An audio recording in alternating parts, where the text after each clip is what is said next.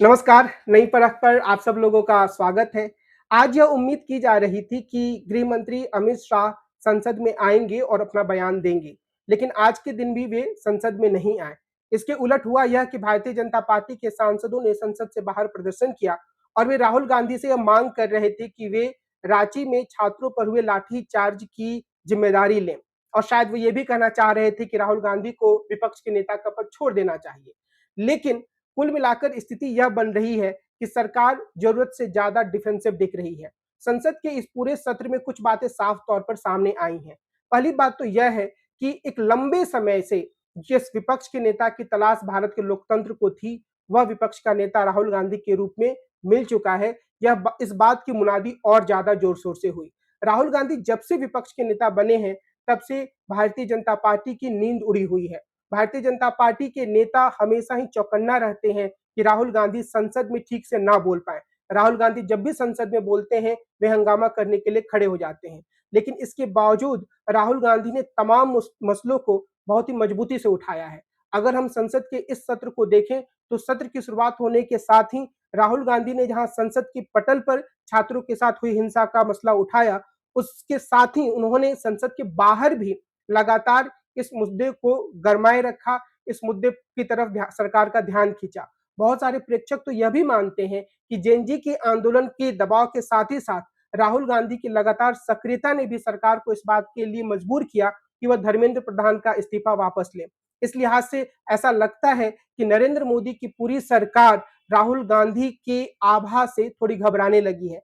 ऐसा कहने का एक कारण यह भी है कि राहुल गांधी ने इस बात को जोर शोर से रखा कि गृह मंत्री को इस बात का जवाब देना होगा कि पैलेट गन चलाने की इजाजत किसने दी थी। उन्होंने इस बात को साफ तौर पर कहा कि या तो गृह मंत्री के आदेश पर ऐसा हुआ या फिर गृह मंत्री को यह पता ही नहीं था कि ऐसा हुआ, और दोनों ही मामलों में वो दोषी ठहरते हैं। एक मामले वो साफ तौर पर दोषी लगते हैं और दूसरे मामले में वे गृह मंत्री के रूप में अक्षम दिखते हैं, इसलिए उन्हें इसकी जिम्मेदारी स्वीकार करनी चाहिए। गृह मंत्री एक लंबे समय से इस बात को लेकर आनाकानी करते रहे कि वह संसद में नहीं आएंगे, यानी कि संसद में लोकसभा में बैठकर वो विपक्ष का सामना करने से बचते रहे। राहुल गांधी के नेतृत्व में विपक्ष ने यह सुनिश्चित किया कि जब तक गृह मंत्री अपना बयान नहीं देते हैं, इस मामले को लेकर स्पष्टीकरण नहीं देते हैं, अपनी जिम्मेदारी स्वीकार नहीं करते हैं, तब तक वो संसद नहीं चलने देंगे। राहुल गांधी की एक बहुत बड़ी विशेषता यह सामने आई है कि अच्छे से अच्छे मौके पर भी जब उन्हें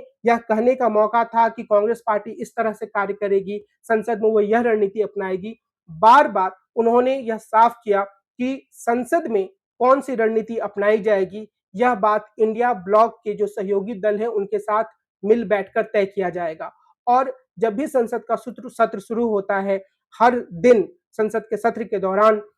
जो विपक्षी दलों के नेतागण हैं, जो उनके फ्लोर लीडर्स हैं, वो बैठते हैं और वो मिलजुल कर रणनीति अपनाते हैं। यह विपक्ष के नेता के रूप में राहुल गांधी की एक बहुत ही प्रमुख भूमिका और विशेषता को दिखाता है। वो कहीं से भी अपने बलबूते पर अपने आप को आगे बढ़ाते हुए नहीं दिखते हैं, बल्कि वे मुद्दों को तरजीह देते हैं और साथ ही वे कांग्रेस पार्टी के स्टैंड से ज्यादा विपक्ष की सामूहिक स्टैंड की बात करते हैं। आप सब लोगों ने इस बात को नोटिस किया होगा कि इन दिनों में जब भी संसद में प्रदर्शन हुआ, उसमें राहुल गांधी न सिर्फ मौजूद रहे, बल्कि उन्होंने विपक्ष के तमाम नेताओं को सम्मानपूर्वक जगह दिया। उन्होंने अखिलेश यादव को बराबर एक सम्मानपूर्वक तरजीह देने का काम किया। इससे वो विपक्ष की एकता को ज्यादा मजबूती से इस सत्र में जोड़ पाए हैं। आप लोग को ये ध्यान होगा कि तृणमूल कांग्रेस एक बिखराव का शिकार हो चुकी है, लेकिन हाल के दिनों में तृणमूल कांग्रेस के कई नेताओं के भीतर एक बेचैनी सी भी दिख रही है। यानी तृणमूल कांग्रेस को उन नेताओं के भीतर जो तृणमूल कांग्रेस को छोड़कर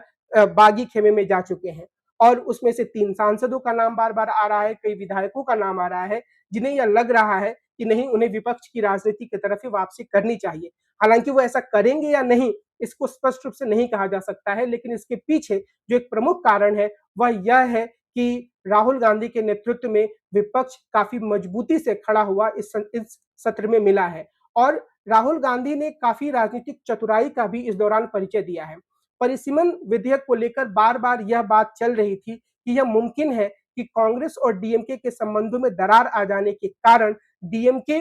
इस विधेयक का समर्थन कर दे। लेकिन राहुल गांधी जब तमिलनाडु की यात्रा पर गए, तो उन्होंने एक प्रेस कॉन्फ्रेंस के दौरान इस बात को बिल्कुल साफ तौर पर रखा कि कोई भी राजनीतिक दल जो तमिलनाडु का है, तमिलनाडु में राजनीति कर रहा है, वह परिसीमन विधेयक का समर्थन नहीं कर सकता है, क्योंकि अगर वह ऐसा करेगा तो वह एक धोखाधड़ी की तरह होगा तमिलनाडु की जनता के साथ। राहुल गांधी के इस बयान ने जो डीएमके पार्टी है, उसके नेताओं को इस बात के लिए मजबूर किया कि वे परिसीमन विधेयक पर अपने स्टैंड को फिर से साफ करें। और उदयनिधि स्टालिन ने साफ तौर पर कहा कि विधेयक के मौजूदा स्वरूप पर डीएमके उसका कोई समर्थन नहीं करने जा रहा है। डीएमके यह बात सुनिश्चित करेगा कि जो तमिलनाडु के लोग हैं या दक्षिण भारत के लोग हैं, उनके हितों को पूरी तरीके से सुरक्षा हो। ऐसा होने पर ही वह परिसीमन विधेयक के समर्थन देने के बारे में सोच सकता है। यानी कि सरकार को पूरी तरीके से खुले रूप में संवाद करना होगा। तो यह भी राहुल गांधी की विपक्ष के नेता के रूप में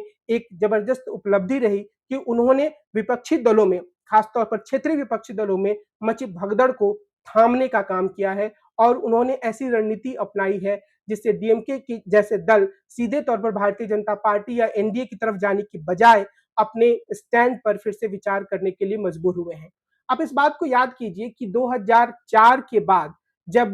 सुषमा स्वराज और अरुण जेटली जैसे लोग विपक्ष के नेता हुए, उन्होंने जब अपनी बातें कहीं तो उन बातों को तरजीह दिया जाता था, लेकिन उनकी बातों में उतनी ज़्यादा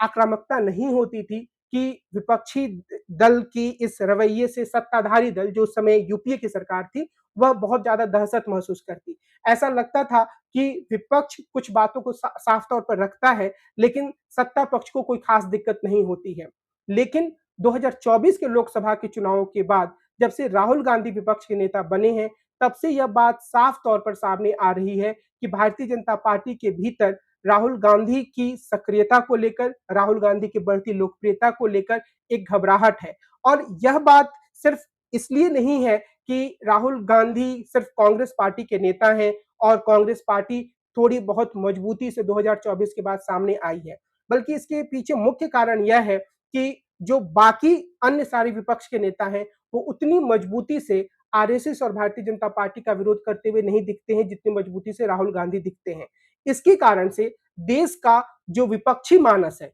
यानी कि ऐसे मतदाता, जनता का ऐसा समूह जो भारतीय जनता पार्टी और आरएसएस की नीतियों से नाखुश है, उसके स्वाभाविक नेता के रूप में राहुल गांधी उभर कर सामने आए हैं। और राहुल गांधी के इस उभार में उनकी निरंतर सक्रियता ने, उनके विपक्षी दलों को लेकर उदार रवैये ने, जनता के हर एक मुद्दे के साथ खुद को जोड़ने की उनकी प्रवृत्ति ने, जनता के हर एक समूह के साथ खुद को खड़ा करने की उनकी कोशिश ने एक महत्वपूर्ण भूमिका निभाई है। और इस लिहाज से यह हम कह सकते हैं कि अगर राहुल गांधी इसी रूप में खुद राजनीतिक रूप से सक्रिय रहें और प्रधानमंत्री नरेंद्र मोदी को चुनौती देते रहें, तो आने वाले कुछ समय में यह मुमकिन है कि वे खुद को नरेंद्र मोदी से ज्यादा लोकप्रिय नेता के रूप में स्थापित कर दें।